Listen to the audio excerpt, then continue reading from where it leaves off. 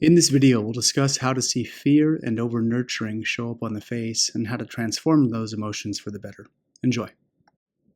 Welcome back, everyone. For today's video, we're going to talk about the upper lip and the chin and the emotional patterns that relate to these areas, specifically in the context of wrinkling.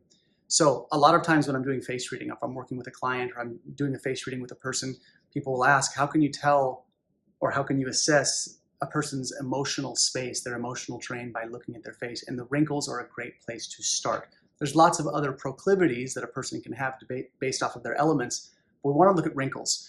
Wrinkles are essentially emotions carved into the face. And the deeper the carved lines are in the face, the more habitual, consistent, and more prolonged that emotional pattern has been.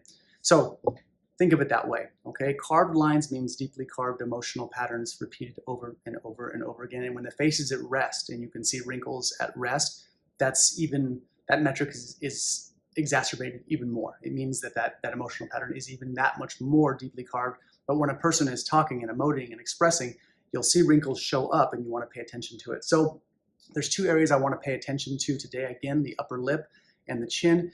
And I'm going to talk about the elemental rhythms that you can engage to sort of pull out of those. So when we see emotional patterns, it's not a place to judge people, right? Oh, this person is overly fearful if we're seeing wrinkling on the chin. And we'll talk about those marks. And if we see these lines here, these vertical lines, that's over-nurturing. So it's not a place to judge people about that and say, oh, they over-nurture, they suck. They're human. We all do these things. And sometimes we over-engage emotional patterns. But when you understand people, where they're coming from, how they're operating, you can access and choose your words differently. You can choose how you interface and hopefully navigate the situation a bit better. So, and that's the name of the game. Face reading should make your life a bit easier. It's to ease the tension, understand our fellow humans better, and by doing that, life force is nourished, right? It's less stressful. So, that being said, marks here, okay? When we see obtuse wrinkling here, a lot of times what I'll see in this area too is it looks like the surface of an orange peel. It's kind of like these little tiny, not pock marks, but these little kind of indentations or just small irregular wrinkles on the chin. If you've ever seen someone who has gotten really bad news or they've been through something traumatic and their chin will start to quiver, these muscles will kind of kick into gear and start moving when a person's on the verge of crying. You want to think there's a relationship there. It's the same thing, okay? When we go through pain, a lot of pain is rooted in fear, the things we worry about, losing someone, going through something traumatic, going through a divorce, losing our job, right? That pain comes with fear a lot of times. So that being said, we want to pay attention to this, okay? If we're seeing those marks, that means that fear is being overly engaged. Now, this is problematic in the Eastern context because fear taxes the kidneys. It taxes the water element system. The kidneys regulate fear. They're supposed to. And the kidney and bladder system, the water element, that's what they're supposed to do. It's to help you digest fear. It's also supposed to help you digest awe and wonderment and depth and the meaning of life. The kidneys process that stuff. So we don't want our kidneys to be taxed. We don't want any organ taxed, but if the kidneys are being taxed, the kidneys are the source of all yin and yang in the body. It's also where a lot of your jing or your constitutional strength sits. So fear in particular is really an emotion we want to steer clear of as much as we can. We're all going to feel fear, but it should be intermittent and then it should leave. One of the ways you can shift gears out of that, okay, is to engage what they call wood rhythms or the wood element lifestyle rhythms. So that comes from being decisive, taking action, doing something, vigorous exercise, sex, okay? Robust activity though, doing something, not sitting around and idly just fiddling and, pondering.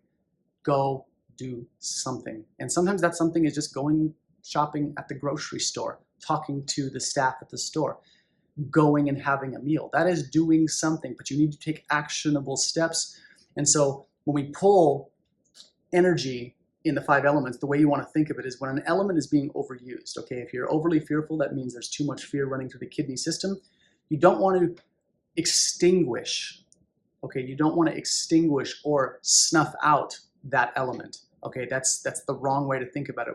The elements all need to be active and alive, but what you can do is drain it out. And if we look at the five element wheel, fire, earth, metal, water, and wood. Okay, so wood comes after water, and the way to think about this is you want to funnel energy out of the water element and into the next element so that it can start circulating again. So think about your emotional terrain as moving and circulating it into different areas rather than getting rid of it. We're always going to feel fear at some point, so you can't extinguish it. The next section right here are these lines right here, these over-nurturing lines.